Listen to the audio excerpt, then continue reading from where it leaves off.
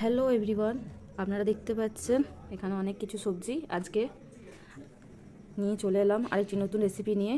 এখানে অনেক কিছু সবজি রয়েছে, বাট কিছু খুঁজে পাচ্ছি না কি করব, তাই আমরা আজকে একটি নতুন সয়াবিন, এটা আরসিএম থেকে পাওয়া যায়, এটা আজ আমরা এটা রেসিপি করে দেখাবো আপনাদের। চলুন ভিডিওটি দেখা যাক, ভিডিওটি শেষ পর্যন্ত দেখার অনুরোধ রইল আপনাদের কাছে। চলুন দেখা যাক কী করে এটা করা হয়। এই সবজি অনেক কিছুই রয়েছে, কিন্তু খুঁজে পাচ্ছিলাম না কি করব, তাই লাস্টে সয়াবিনটাই করছি। প্রথমে আমরা একটি পাত্রের মধ্যে অল্প পরিমাণ জল দিয়ে দেবো এবং এই জলের মধ্যে আমরা সয়াবিনগুলো ভিজতে দেবো। আপনারা দেখতে পাচ্ছেন দোকানের সয়াবিনের মতো কিন্তু গোল গোল টাইপের হয় না, এটা এই ধরনের হয় দেখতে।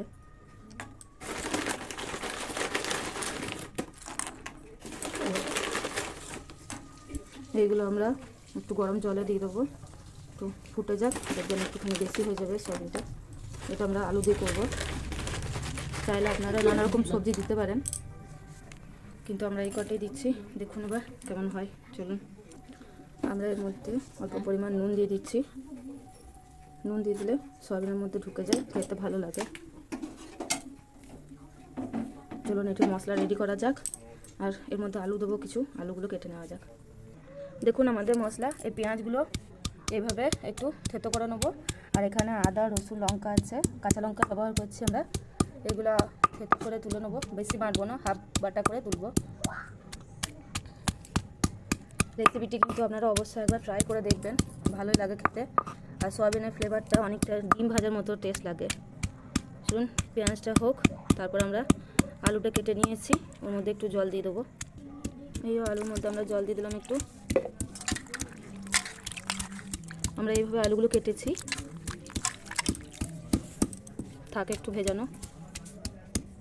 দেখুন আমাদের পেঁয়াজটা কিন্তু বাটিনি, আমরা এইভাবে রাখবো। এবার এটাকে তুলে দিচ্ছি।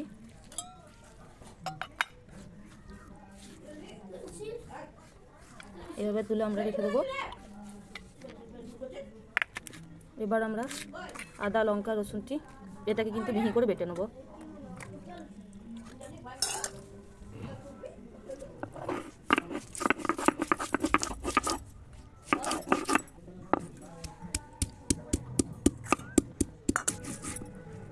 দেখুন আমাদের আদা, লঙ্কা আর রসুন বাটা হচ্ছে। আর একটু হবে? হ্যাঁ হয়ে গেছে, আমাদের হয়ে গেছে, এবার তুলে নেব।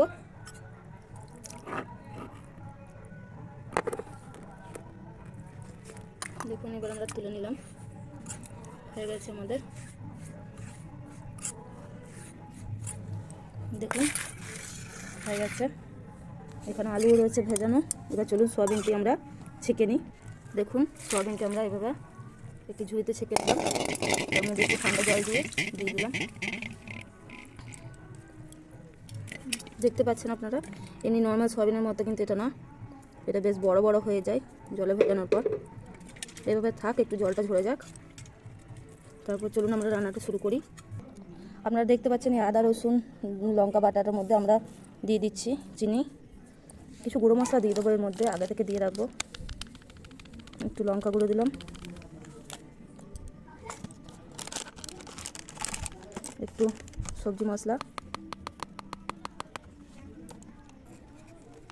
অল্প দিয়ে দিচ্ছি, চিকেন মশলা, এটা জিরে ধনে গুঁড়ো, আন্দাজে পরিমাণ মতো অল্প নুন, আর দিচ্ছি আন্দাজ মতো হলুদ। চলুন রান্নাটি শুরু করা যাক। আমরা কড়াই চাপিয়ে দিয়েছি, এর মধ্যে আমরা দিয়ে দিচ্ছি অল্প পরিমাণ তেল। তেলটি গরম হোক। তেল চলে এসেছে, এর মধ্যে আমরা তেজপাতা আর কালো জিরে ফোড়ন দিয়ে দিলাম। তারপর আমরা আলুগুলো দিয়ে দিচ্ছি।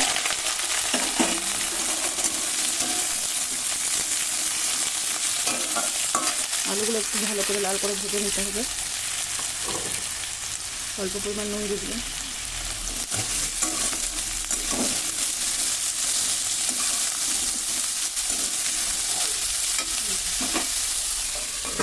ঢাকা দিয়ে দিচ্ছি, এতে সেদ্ধ তাড়াতাড়ি হয়ে যায়, ভাজাও হয়ে যায় ভালো করে। ঢাকাটা খুলে দেখে নিই এটা।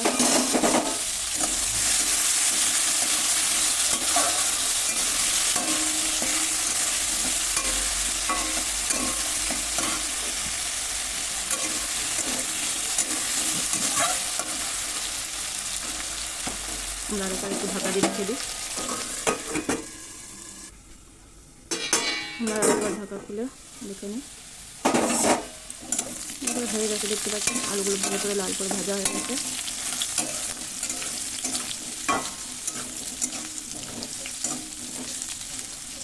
এবার আমরা এর মধ্যে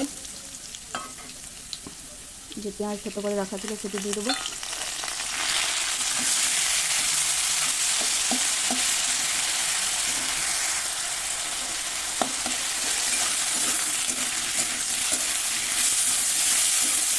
ভালো করে ভেজে নিচ্ছি।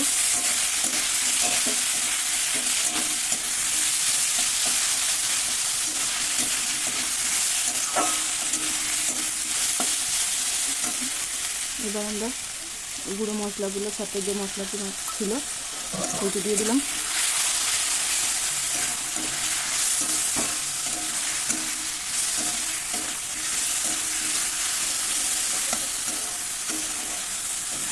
ভালো করে মশলা কষিয়ে নিচ্ছি।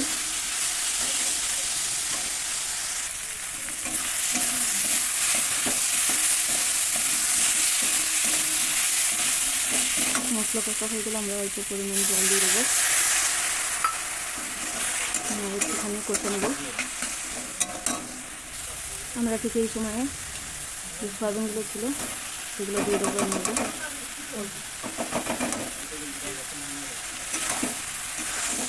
এতে সয়াবিনের মতো মশলাগুলো ভালো করে মাখা হয়ে যাবে। এর মধ্যে দিয়ে দেবো একটু কেটে রাখা ছোটো টমেটো।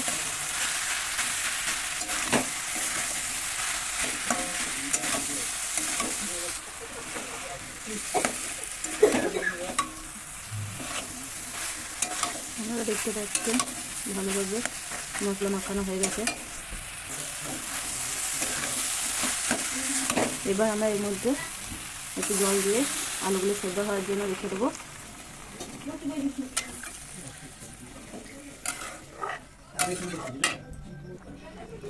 এবার আমরা কিছু কেটে রেখেছিলাম ধনে পাতা উপর থেকে ছড়িয়ে দেবো।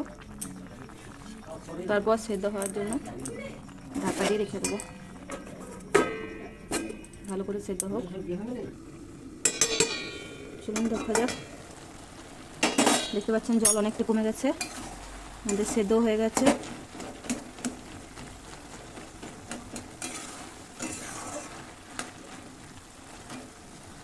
রান্না আমাদের হয়ে গেছে, দেখে নিন। এটি গরম গরম ভাত বা রুটির সাথে আপনারা খেতে পারেন। রান্নাটি যদি ভালো লেগে থাকে একটি লাইক করবেন অবশ্যই, আর কমেন্টে জানাবেন আপনারা এই সয়াবিন আগে খেয়েছেন কিনা। যদি না খেয়ে থাকেন অবশ্যই কিন্তু কিনে খাবেন এবং বলবেন কেমন লাগছে। ভিডিওটি লাইক কমেন্ট শেয়ার করে দেবেন, তো নতুন আরও কোনো রেসিপি আমরা আরও দেখাতে পারি। আর চ্যানেলটি সাবস্ক্রাইব করতে ভুলবেন না।